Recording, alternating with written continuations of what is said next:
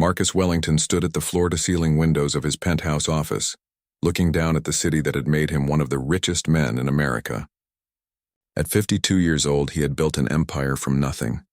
His tech company had revolutionized the industry, and his investments had turned millions into billions. Everything he touched seemed to turn to gold. Everything except his family. His phone buzzed with another call from his assistant. Marcus ignored it. He had more important things to think about, though he would never admit what truly weighed on his mind. In the east wing of his massive estate, 20 miles outside the city, his son lived in a world Marcus could barely understand. Daniel Wellington was 23 years old.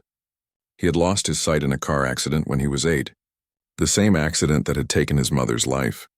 Marcus had been driving that night, distracted by a business call.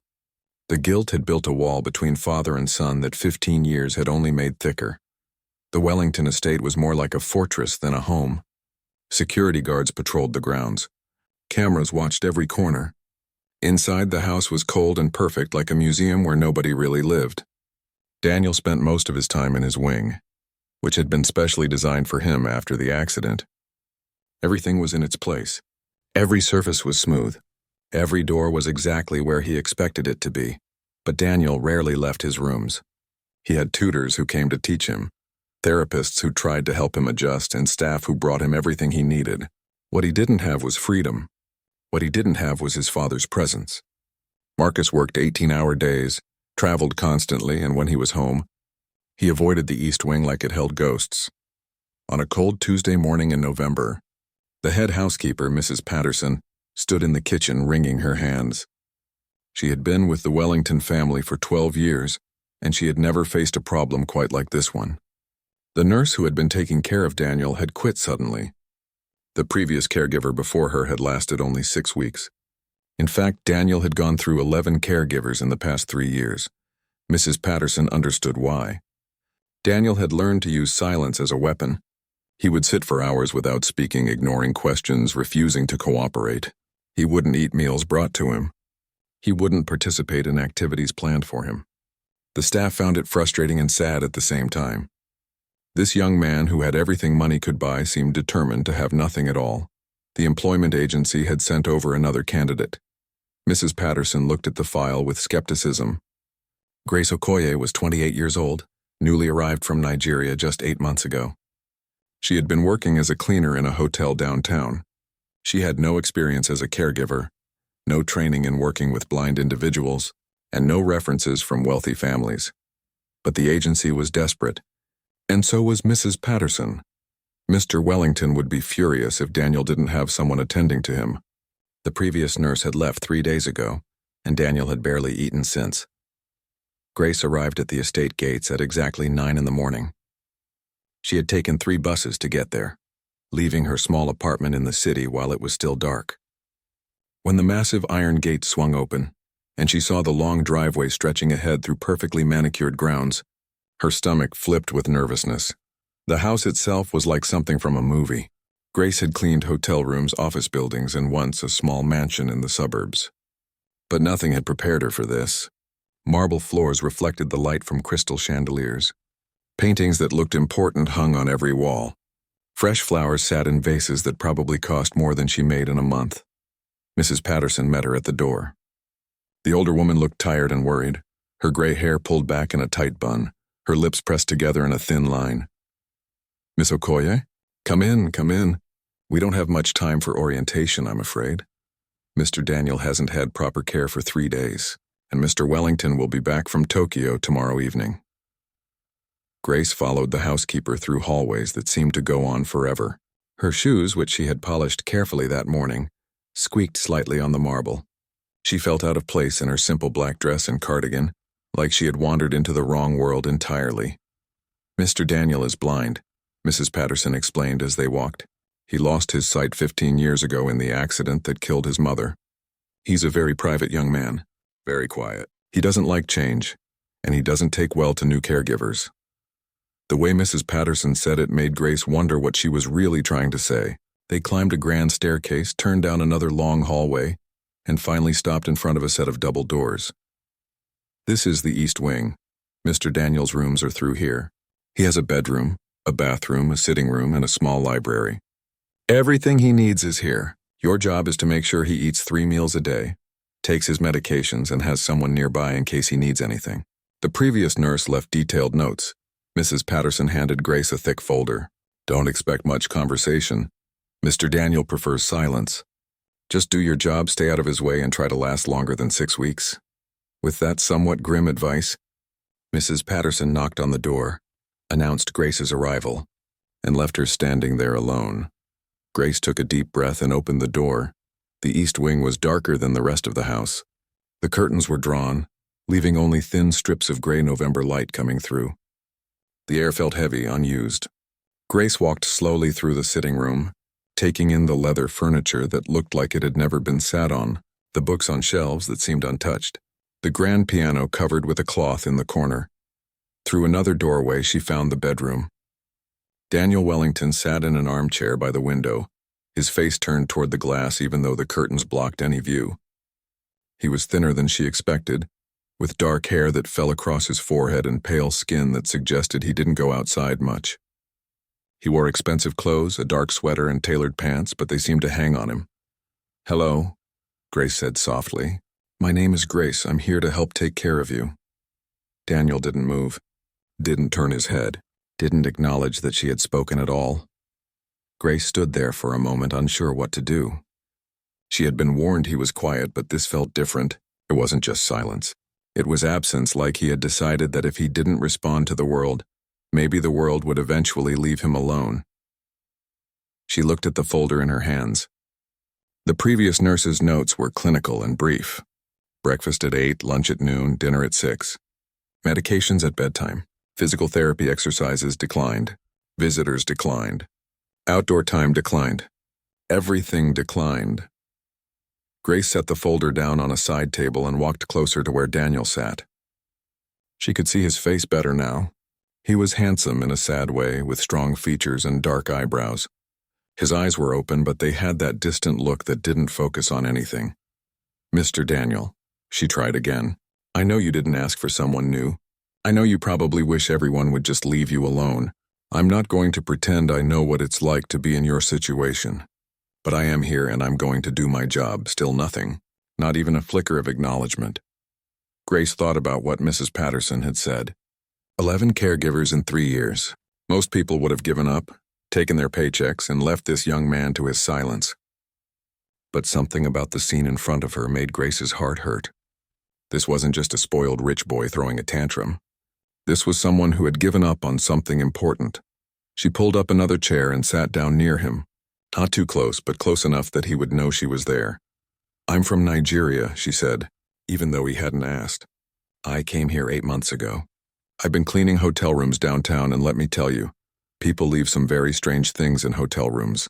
She paused, half hoping for a reaction. When none came, she continued. "I have 3 sisters and 2 brothers back home. My mother sold vegetables in the market. We didn't have much, but we had each other. That's something, isn't it?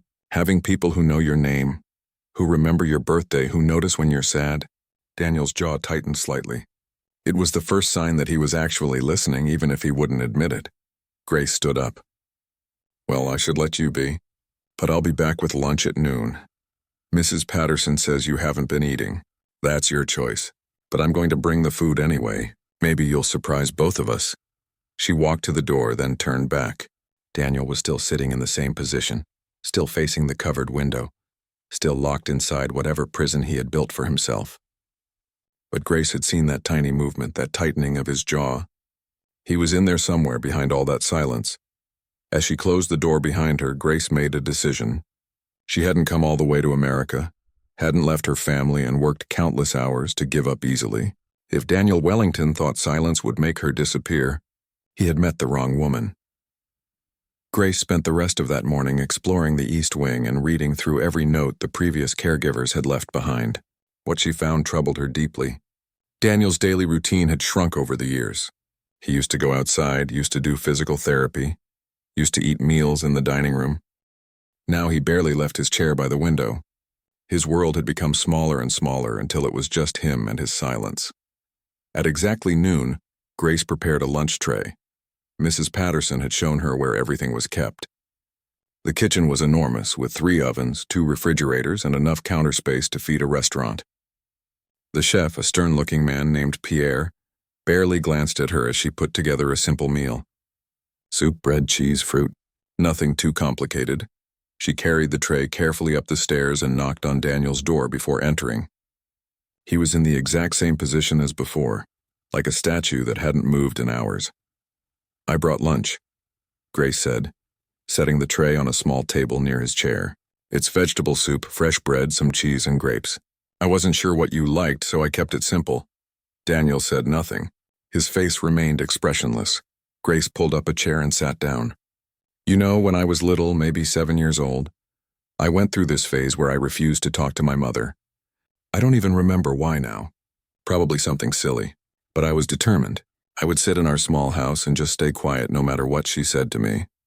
She picked up a grape from the tray and ate it. "My mother, she's a very smart woman. She didn't beg me to talk. She didn't get angry. She just went about her day, talking to me like I was answering. She'd say, 'Grace, what do you think about this?' And then she'd say, 'Oh, that's a good point. I hadn't thought of it that way.' She'd have entire conversations with herself, pretending I was participating." Grace smiled at the memory. "I lasted 3 days. By the end, I was so frustrated that I shouted at her, 'I didn't say that.' And she just looked at me and smiled. She said, 'Oh, so you are in there?' I was wondering." She stood up and moved toward the door. "The food is there if you want it. If you don't, that's fine too. I'll come back for the tray in an hour." Grace closed the door behind her and walked down the hallway. She had seen that small tightening of Daniel's jaw again when she mentioned her mother. He was listening. He just wasn't ready to respond. Over the next few days, Grace established her own routine. She would bring breakfast, lunch, and dinner to Daniel's room. She would sit for a few minutes and tell him a story about her life, about her childhood in Lagos, about her journey to America, about the funny things she had seen in her hotel cleaning job. She never asked him questions. She never demanded responses. She just talked like he was an old friend who was temporarily tired of speaking. Daniel never touched the food while she was there, but when she came back to collect the trays, she noticed small things. A piece of bread missing, the soup bowl not quite as full. He was eating, just not in front of her. It was a small victory, but Grace took it. On the 4th day, something changed. Grace arrived with breakfast to find Daniel standing near the bookshelf. His hand was running along the spines of books, his fingers reading the braille labels that had been placed on each one.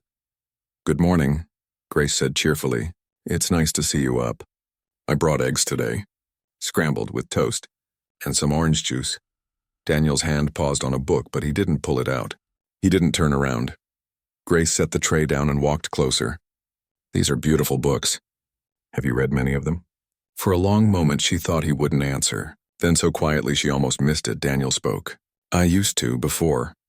His voice was rough from disuse, barely more than a whisper. But it was there. Actual words. Grace kept her tone casual, like this wasn't the first time he had spoken to her. "Before is a heavy word. It carries a lot of weight." Daniel's fingers pressed against the book spine. "Before everything changed? The accident?" Grace asked gently. "The accident? The darkness? The silence?" Daniel's hand dropped from the bookshelf. "After it happened, people wouldn't stop talking. Doctors, therapists, family friends. Everyone had words. So many words. They all said the same things. 'It will get better. You'll adjust. You're so strong.' But none of it was true." Grace moved to sit in her usual chair. "Did it not get better?" "It got quieter," Daniel said. "I learned that if I stopped talking, people eventually stopped trying. They would do their jobs and leave me alone. It was easier that way." "Easier for them or for you?" Daniel turned slightly toward her voice. It was the first time he had really acknowledged her presence. "Does it matter? The result is the same." "I think it matters very much," Grace said. "You're not the only person in this story, Mr. Daniel. You're just the one who decided to stop telling your part." Something flickered across Daniel's face. Anger, maybe, or pain. It was hard to tell. He walked slowly back to his chair by the window, his movements careful but confident. He knew this room like most people knew their own hands. "You don't know anything about my story," he said. "You're right, I don't. But I know something about being invisible." Grace leaned forward. "When I came to America, I thought things would be different. I thought people would see me. But you know what I learned? In this country, people like me were supposed to be quiet. We're supposed to clean the rooms and cook the food and take care of things, but nobody wants to hear about our lives. Nobody asks our names. We're just there doing our jobs, invisible. Daniel was quiet, but his head was tilted slightly, listening. But I decided I'm not going to be invisible, Grace continued. I'm going to tell my story whether people want to hear it or not. Because my story matters, just like yours does. My story ended 15 years ago, Daniel said flatly. In a car on a rainy night when my father was on his phone instead of watching the road. The bitterness in his voice was sharp enough to cut. Grace felt the weight of those words, the anger and grief tangled up together. Your mother, Grace said softly. My mother, my sight, my life. Daniel's hands gripped the arms of his chair. All gone in less than a minute. And my father, he just kept building his empire, kept making his billions. He gave me this wing, these books, all this expensive equipment. He hired people to take care of me so he wouldn't have to. He bought everything except the one thing I actually needed. What was that? Grace asked. Him. Daniel's voice cracked slightly. I needed him to stay. I needed him to sit with me in the dark. I needed him to tell me it would be okay, even if we both knew it was a lie. But he couldn't do it. Every time he looked at me, he saw what he had done. So he stopped looking. Grace felt tears prick her eyes. She had wondered about Marcus Wellington, about the father who was never home, who built walls between himself and his son with money and distance. So you built walls too, she said. If he was going to shut you out, you'd shut everyone out. It seemed fair, Daniel said. But his voice had lost some of its edge. But it didn't make you feel better, did it? Grace asked. It just made you lonely. Daniel didn't answer, but his silence felt different now. Less like a wall and more like someone considering whether to open a door. Grace stood up. The eggs are getting cold. You should eat. And then maybe if you want, you could tell me about one of those books. I never learned to read Braille, but I love stories. She walked to the door, then paused. My offer stands, Mr. Daniel. You don't have to be invisible. Not with me. After she left, Daniel sat in his chair for a long time. Then slowly he stood and walked to where Grace had left the breakfast tray. The eggs were cold, just as she had said. But he ate them anyway. It was the first time in years that food had tasted like something other than obligation. That evening, Marcus Wellington returned from Tokyo. He came home late, went straight to his office, and never asked about his son. Mrs. Patterson told him the new caregiver was working out better than expected, and Marcus simply nodded. As long as Daniel was taken care of, he didn't need to know the details. But something had shifted in the East Wing. Grace arrived the next morning to find Daniel standing by the bookshelf again, a book already in his hands. This one, he said when he heard her footsteps. This was my mother's favorite. She used to read it to me before the accident. I've never been able to finish it. Grace walked closer. What's it about? A journey, Daniel said. Someone leaving home to find something they lost. Sounds like a good story, Grace said. Maybe you could read it to me. A little bit each day. Daniel's fingers traced the braille on the page. For the first time in 15 years, he felt something crack open inside his chest. Not healing, not yet. But maybe the beginning of it, maybe, he said. And then after a pause, thank you. For not leaving, Grace smiled. I'm not going anywhere, Mr. Daniel. You're stuck with me now. Outside the window, behind the heavy curtains Daniel never opened, the morning sun was rising. Neither of them could see it. But somehow they both felt its warmth. The weeks that followed brought small but significant changes to the East Wing.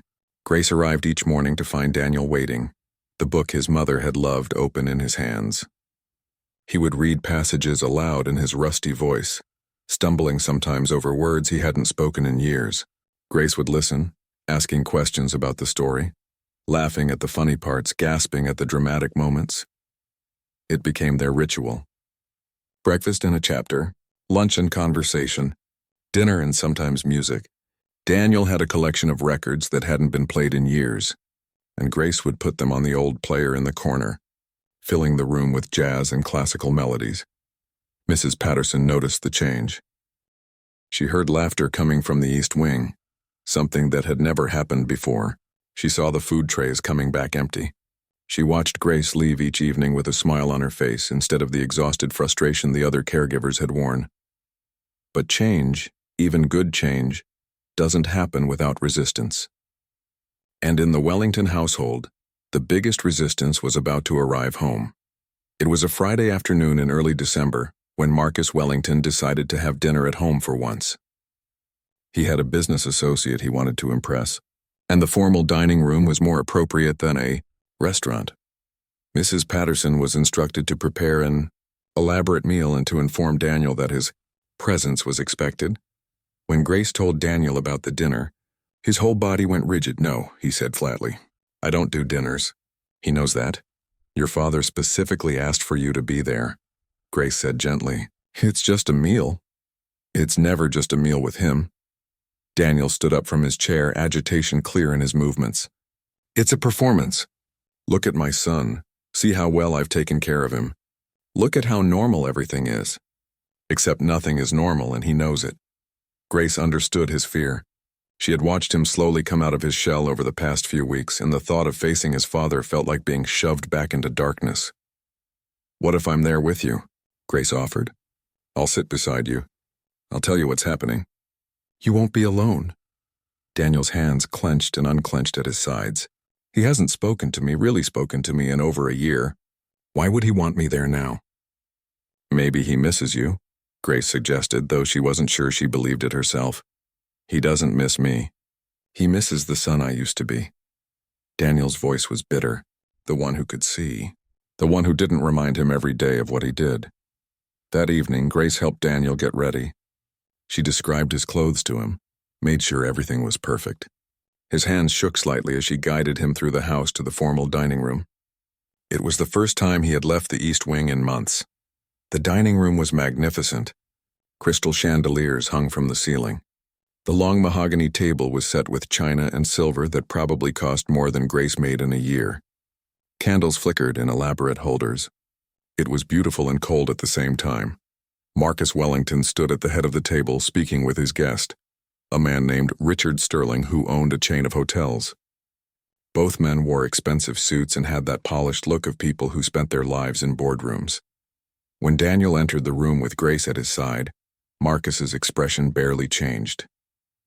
"Daniel, good of you to join us. You remember Mr. Sterling? He came to the house a few years ago." Daniel's face was carefully blank. "I don't remember. I was blind a few years ago, too." The tension in the room went thick. Mr. Sterling looked uncomfortable. Marcus's jaw tightened, but he recovered quickly. "Of course. Well, this is Grace, Daniel's caregiver." "Grace, this is Mr. Sterling." They sat down to eat. Grace positioned herself next to Daniel, quietly describing where everything was on his plate, guiding his hand to his glass. She could feel how tense he was, every muscle in his body tight. Marcus and Mr. Sterling talked about business, acquisitions and market trends. Numbers that meant nothing to Grace but seemed to mean everything to them. Daniel sat silently, eating small bites of food, his face turned toward his plate. "Your son seems well," Mr. Sterling said at one point, clearly trying to be polite. "It must be difficult, but you've provided him with excellent care." "We do our best," Marcus said stiffly. "Daniel has everything he needs." "Except a father," Daniel said quietly. The entire table went silent. Mr. Sterling's fork paused halfway to his mouth. Marcus's face went pale, then red. "Daniel," Marcus said in a warning tone. "It's true though, isn't it?" Daniel continued, his voice stronger now. "I have caregivers and tutors and therapists. I have a wing of this house all to myself. I have books and music and food. But I don't have a father who can stand to be in the same room with me for more than 5 minutes." "This is not the time or place," Marcus said coldly. "Then when is?" Daniel stood up, his chair scraping back. "When is the time to talk about the fact that you can't look at me? When is the place to discuss how you've been running away from me for 15 years? Grace touched Daniel's arm gently, but he shook his head. He had started, and now the words were pouring out like water from a broken dam. "I know you blame yourself for the accident. I know you think it's your fault that Mom died and I lost my sight. And you know what? You're right. It was your fault. You were on that phone. You were distracted. You didn't see the other car." Marcus had gone completely still. His face was like stone, but his hands were shaking. "But you know what else?" Daniel's voice cracked. "I forgave you. I forgave you years ago. I was a kid and I lost my mother and my sight and I was scared and angry and sad. But I still had a father. At least I thought I did. Until you decided that I was too hard to look at, that I reminded you too much of your mistakes. So you left me here in this expensive prison and pretended I didn't exist. Daniel, that's not fair, Marcus said, but his voice was weak. Fair? Daniel laughed, but it was a harsh sound. You want to talk about fair? You get to walk away. You get to bury yourself in work and travel and meetings. I'm stuck here in the dark, with nothing but my memories and my anger. The only person who's actually talked to me like I'm human in years is Grace, and she's been here less than a month. Mr. Sterling stood up awkwardly. I should go. This is clearly a family matter. No, Daniel said. Stay. I want you to see who Marcus Wellington really is. Not the billionaire genius everyone thinks they know. The man who can build a tech empire but can't talk to his own son. Marcus finally found his voice, and when he spoke, it was filled with anger. You have no idea what you're talking about. I've given you everything. This house, your care, your education, I've made sure you want for nothing. Except you, Daniel shouted. I wanted you. I needed you. After Mom died, you were all I had left, and you abandoned me. The words hung in the air like smoke. Mr. Sterling quietly excused himself and left. The door closing behind him sounded like thunder in the silent room. Marcus stood at the head of the table, his face working through emotions he clearly didn't know how to express. Guilt, anger, shame, grief all mixed together. I didn't know how, Marcus finally said, his voice barely audible. I didn't know how to face you. Every time I looked at you, I saw her. I saw that night. I saw what I had done, and I couldn't bear it. So you made me bear it alone, Daniel said, but some of the anger had left his voice. Now he just sounded tired and sad. I thought I was doing the right thing, giving you space, giving you the best care money could buy. I thought that was enough. Love isn't something you can buy, Grace said softly. Both men turned toward her as if they had forgotten she was there. You can't hire someone to love your son for you, Mr. Wellington. You can't pay enough money to fix what's broken between you. Marcus looked at Grace for a long moment. Then he looked at his son, really looked at him maybe for the first time in years. Daniel was standing straight, his face turned toward where his father's voice had come from. He looked older than 23. The years of loneliness had aged him. You're right, Marcus said, and his voice broke. You're both right. I've been a coward.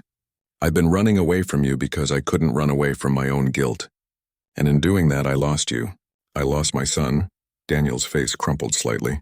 I'm right here, Dad. I've always been right here. Marcus took a step toward his son, then another. He reached out, hesitated, then placed his hand on Daniel's shoulder. Daniel flinched at first, then leaned into the touch like a plant that had been dying for water finally feeling rain.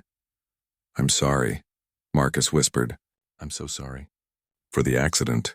For leaving you alone. For all of it. Daniel didn't say anything. He couldn't. The tears that had been building for 15 years finally broke free, streaming down his face. Marcus pulled his son into an awkward hug, and Daniel collapsed into it, sobbing like the child he had been when he lost everything. Grace quietly left the room, giving them space. In the hallway, she leaned against the wall and closed her eyes. She thought of her own family thousands of miles away. She thought about how lucky they were to have each other, despite having so little money. She thought about how much people could lose even when they had everything. Inside the dining room, father and son held onto each other while years of silence finally began to break. The days following the dinner were different in the Wellington household. Marcus didn't leave for another business trip. He cleared his schedule, something his assistant said had never happened in her 12 years of working for him. He began eating breakfast in the East Wing with Daniel and Grace, sitting quietly at first, then slowly joining their conversations. It was awkward. 15 years of silence couldn't be fixed with a few meals together. Daniel was still guarded, still hurt. Marcus was still struggling with his guilt, still unsure how to be a father to a son he had abandoned. But they were trying, and that was something. Grace watched them carefully, stepping back when they needed space, stepping in when the silence got too heavy. She had become more than a caregiver. She had become a bridge between these two broken men. One morning in mid-December, Marcus asked Daniel if he would like to go outside.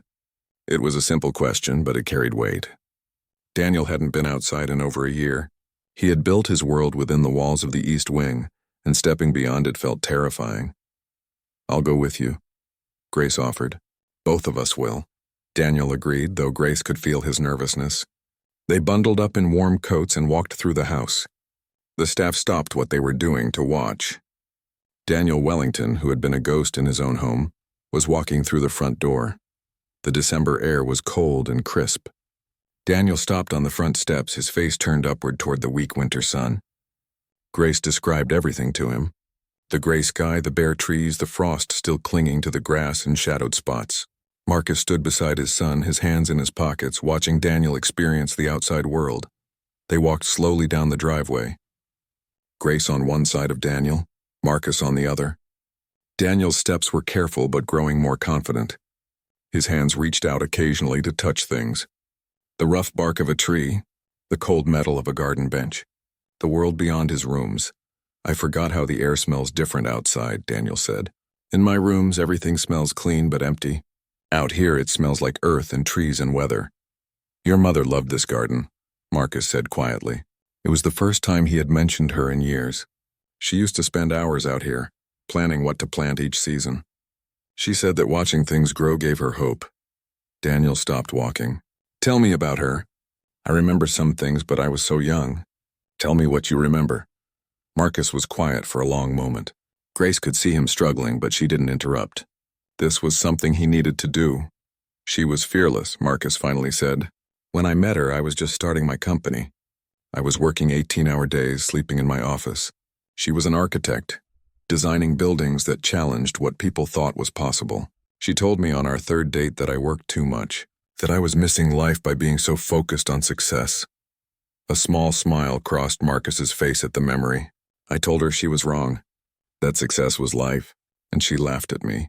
She said success was just one part of life, that real living was in the moments between work.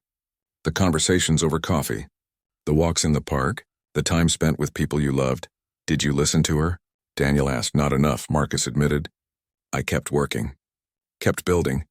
She supported me, but she also made sure we had a life outside of work. She made sure we had dinners together. She planned trips. She made me take breaks. And when you were born, she made me promise that I would always make time for you, that I wouldn't let work become more important than being your father." Marcus's voice broke slightly. "I broke that promise. After she died, I dove back into work because it was the only thing that made sense. Everything else was too painful. I broke my promise to her and to you." Daniel reached out, finding his father's arm. "She would want you to keep trying. It's not too late to keep that promise now." They stood there in the cold December air, father and son, connected by grief and the slow, painful process of healing. Grace watched them, feeling privileged to witness this moment. Over the following weeks, the changes continued. Marcus began working from home more often. He would join Daniel for lunch and they would talk about things. Small things at first. The books Daniel was reading. The business challenges Marcus was facing. The news, the weather. But slowly they started talking about bigger things. Memories of Daniel's mother. The accident. The years of silence. Grace introduced new routines. She convinced Daniel to work with a physical therapist again, to rebuild the strength he had lost from sitting still for so long. She suggested they start going for walks every morning. She brought in a mobility specialist who taught Daniel new techniques for navigating the world. Daniel resisted at first. Change was scary. But Grace was patient and persistent, and Marcus supported every step. Joining the morning walks, sitting in on therapy sessions, being present in a way he hadn't been in years. The staff noticed the transformation. Mrs. Patterson told Grace that the house felt different, lighter somehow. The shadows that had hung over the east wing seemed to be lifting, but not everyone was happy about the changes. There were moments when old patterns tried to reassert themselves. Marcus would get frustrated when Daniel struggled with something.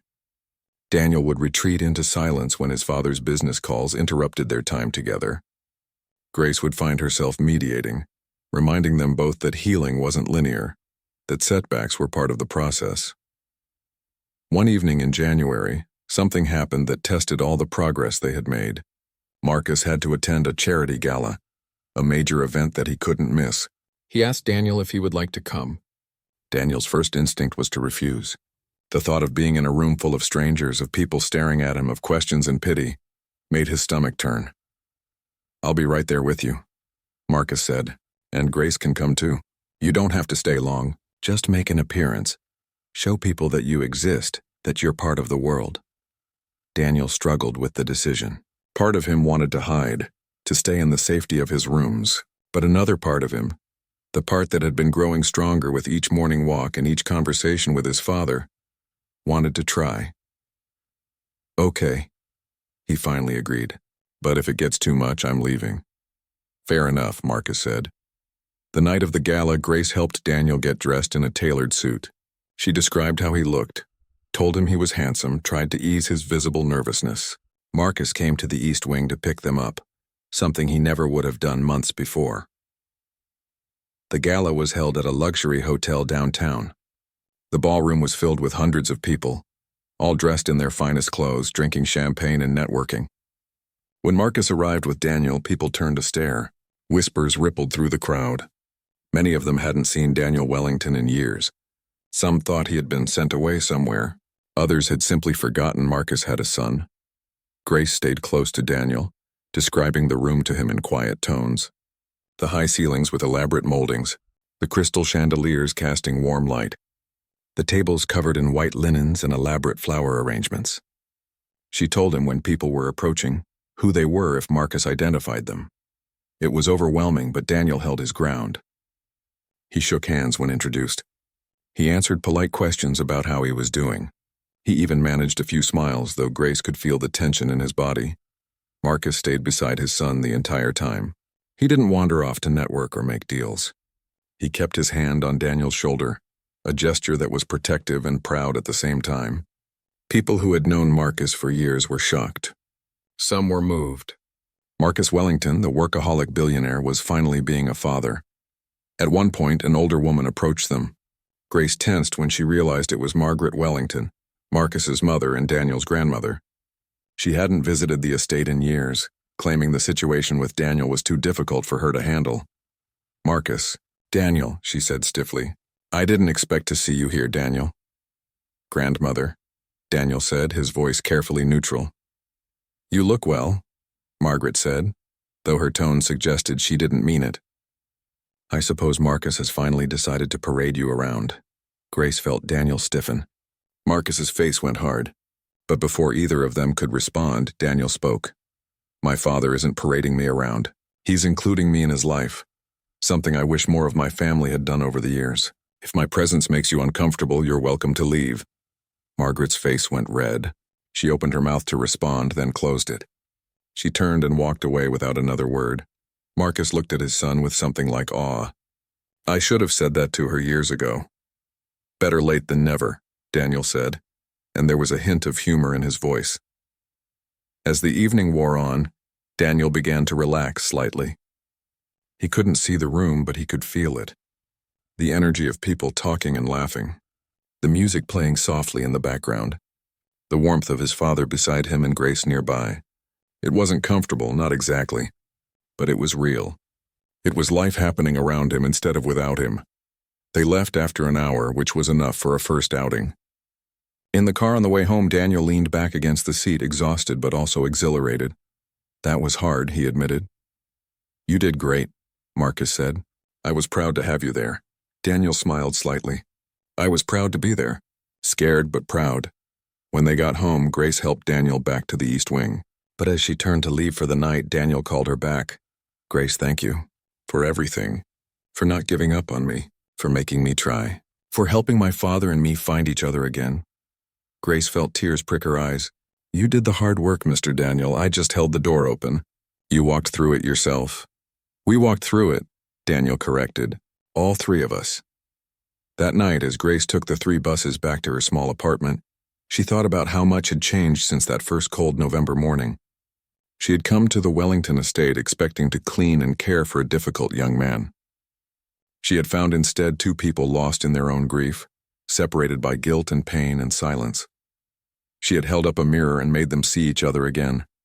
And in doing so, he had found her own purpose, her own story worth telling.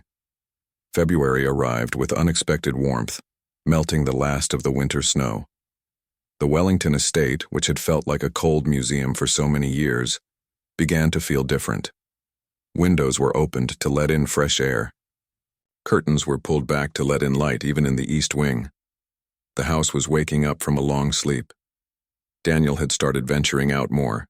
He and Marcus went for walks every morning now, rain or shine. They talked about everything and nothing. Business and books, politics and memories. Sometimes they walked in comfortable silence, which was different from the heavy silence that had separated them before. This silence was peaceful, the kind shared by people who no longer needed to fill every moment with words. Grace continued to work with Daniel, but her role had evolved. She was less of a caregiver now and more of a friend and guide. She introduced him to new experiences. They visited a pottery class for the blind, where Daniel could work with clay and create things with his hands. They went to concerts where he could lose himself in music. They even went to a restaurant one evening, something Daniel had refused to do for years. Marcus watched his son come back to life, and the guilt that had weighed on him for 15 years began to lift, replaced by something lighter.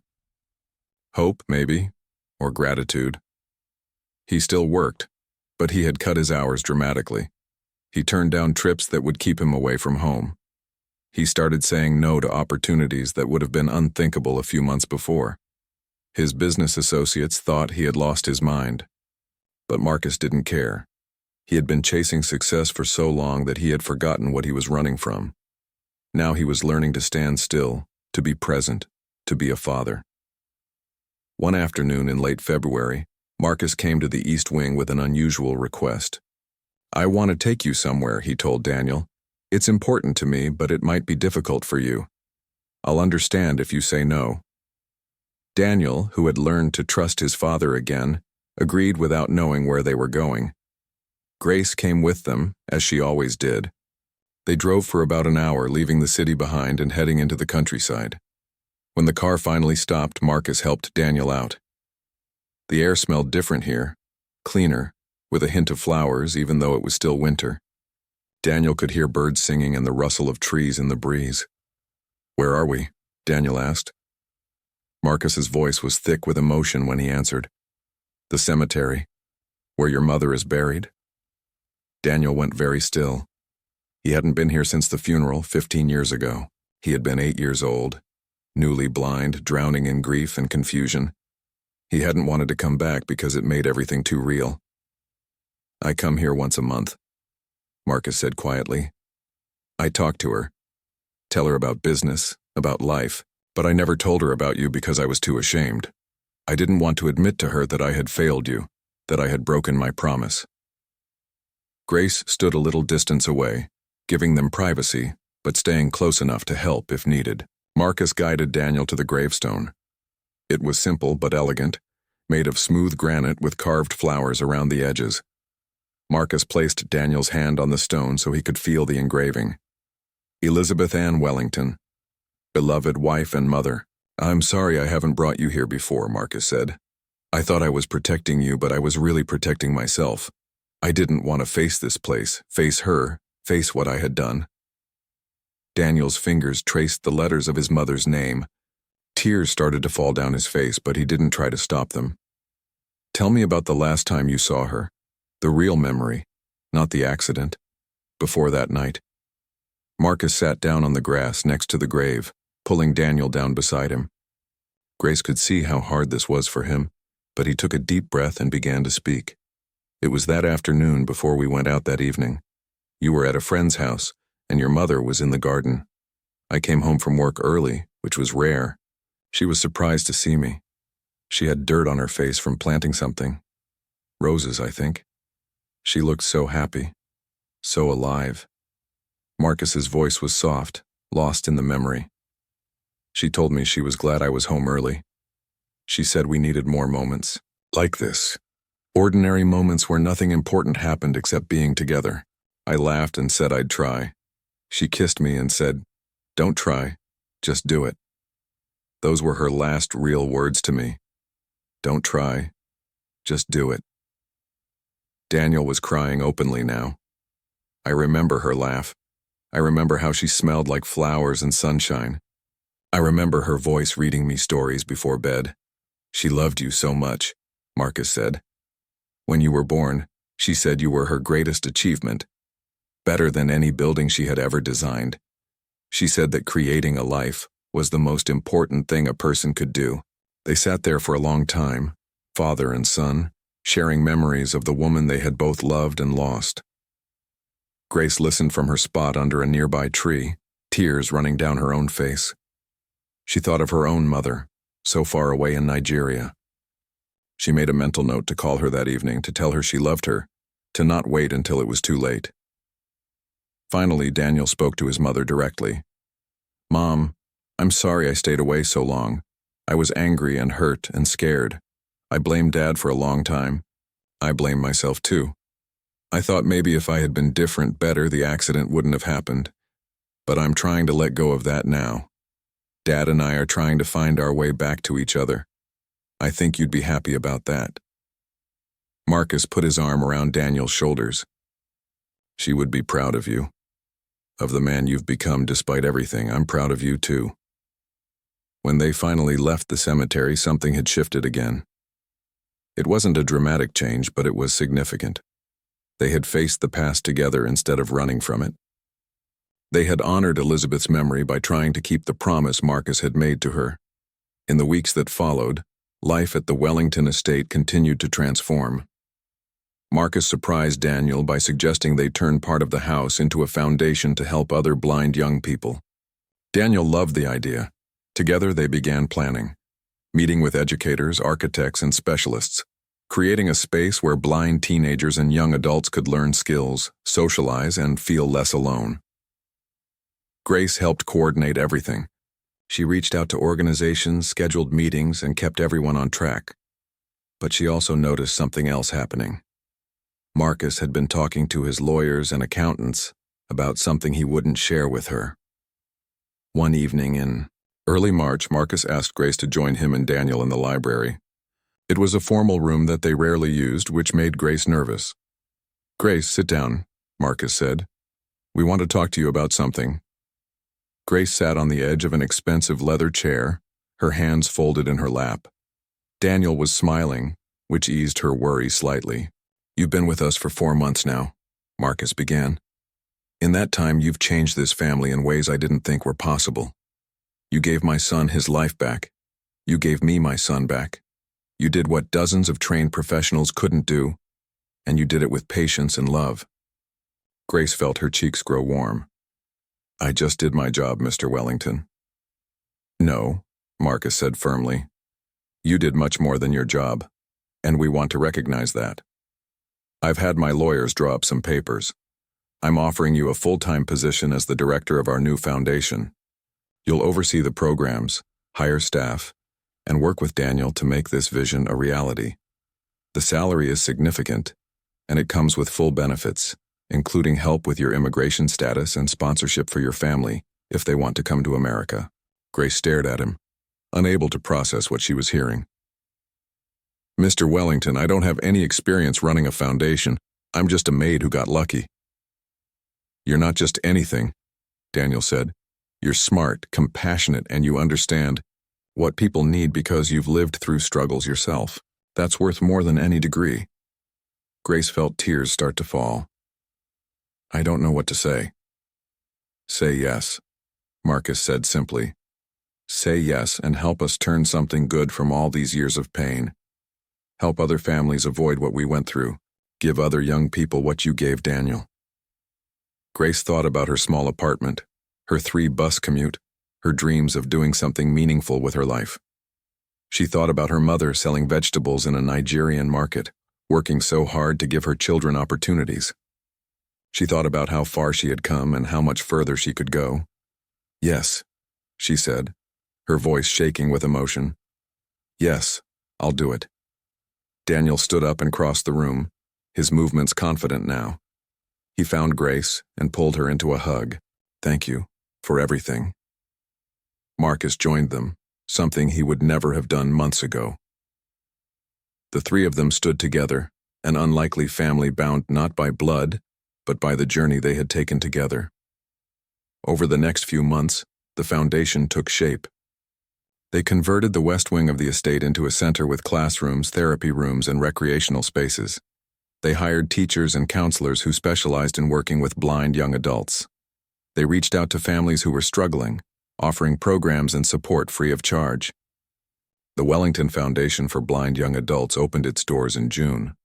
The first group of students arrived nervous and uncertain, much like Daniel had been. But they found a place where they weren't defined by what they couldn't see.